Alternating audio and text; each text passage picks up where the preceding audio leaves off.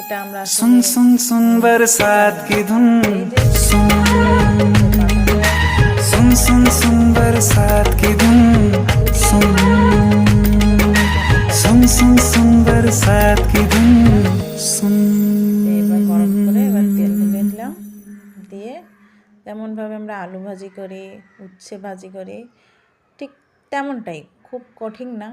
আপনাদের যদি ভিডিওটা ভালো লেগে থাকে অবশ্যই লাইক, কমেন্টস এবং আমার চ্যানেল থেকে দেখে থাকলে অবশ্যই সাবস্ক্রাইব করবেন আর পাশে টাকা বেল আইকনটা দিয়ে দিবেন, তাহলে আপনারা নতুন নতুন ভিডিও পেয়ে যাবেন। আর যদি আমার ফেসবুক পেজ থেকে দেখেন তাহলে অবশ্যই ফলো দিয়ে আমার পাশে থাকবেন আর কমেন্ট করবেন, কোনো কিছু জানার থাকলে অবশ্যই কমেন্ট করবেন।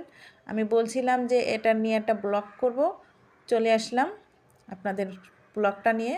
এ দেখেন আলু, পেঁয়াজ এগুলো দিয়ে সুন্দর করে নাড়াচাড়া দিয়ে এটা আলুটা আগে সিদ্ধ করে নেব, কেননা পাতাটা তো আসলে অনেক নরম, ওটা দেওয়ার সঙ্গে সঙ্গে সিদ্ধ হয়ে যাবে, কিছুক্ষণের মধ্যে সিদ্ধ হয়ে যাবে। এই যে আলুটা সিদ্ধ হয়ে গেছে, এবার আমরা ঝাল দিব আর একটু হলুদ দিয়ে দেব।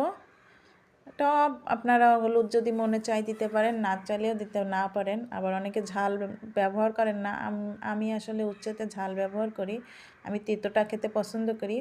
আর আপনারা মনে করতেছেন পাতাটা অনেক তিতো লাগবে, না আসলে তিতো লাগবে না।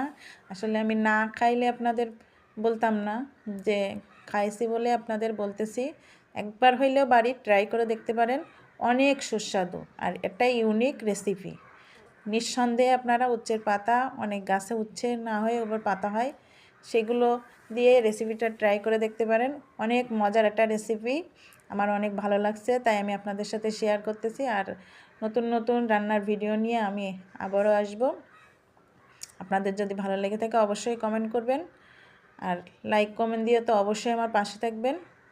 আপনারা লাইক কমেন্ট দিলে অবশ্যই আমি আরও নতুন নতুন ভিডিও করতে উৎসাহিত পাবো।